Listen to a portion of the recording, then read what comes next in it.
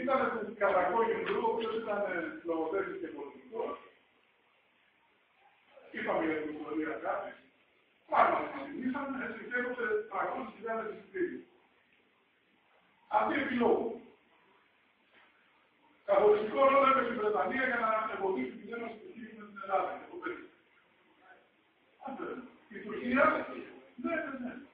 Η Τουρκία τώρα μετέτρεψε την οργή των πολιτών της σε έναν εθνικό μένος, την έτρεψε από την κυβέρνηση τους Έλληνες και δρομολόγησε τώρα τον γεγονό των Ρωμαίων από την πόλη. Εδώ θα δούμε μάταια, αυτός είναι ο πατριάρχης του Αθηναγόρας, είναι μια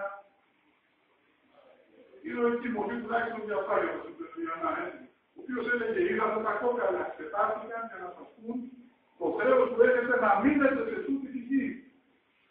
Ωστόσο, δεν θα τον ακούσουν, είχε αφήσει έξοδο το 1963. Προσέξτε τώρα τι γίνεται. Φραγίζονται τα καταστήματα των Ελλήνων Ολυμπικών, είναι το τέλος του κάνανε έτσι. Το τέλος του ταγιές δεν είναι ο Αμάνης, ξεκινάνε τα 1955 και τελειώνουν με το 1963, έτσι. Όχι ότι άλλαξε κάτι το καθεστώ με τον κύριο Παπανδρέου, γέρος της Δημοκρατίας. Τέλος πάντων, οι Τούρκοι τύχοι εργοδότες να απολύσουν τους Έλληνες υπηκόους. Αλλά πριν απολύσουν οι υπηκόοι, Έλληνες. Για μια Έλληνα. 16 Μαρτίου, καταγγέλει τη συμφωνία της Άγκυρας και δώσαν η χρυσή ευκαιρία τουλάχιστον να παραγούμε κι εμείς από τους μουσουλμάνους της Δυτικής Τράπεζας.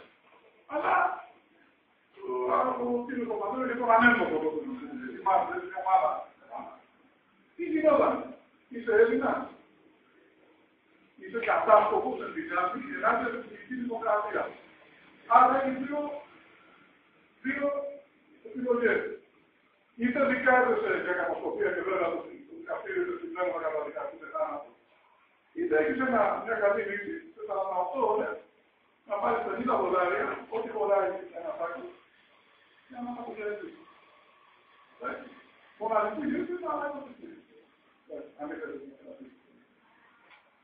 Απερνάδικα βλέπετε εδώ με την Οδυσσιακή με 14.000 Έλληνες, είναι πολύ παραπάνω με την Ιταλία.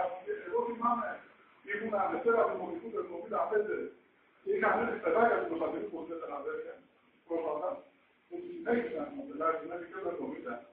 Είχαμε 450 αυτοκτονίες, οι οποίοι δεν θέλανε να πει την Ελλάδα. Δεν το μοιάζει.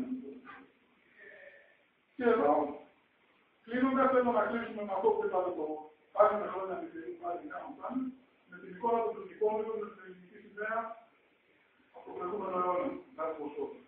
Ευχαριστώ πολύ.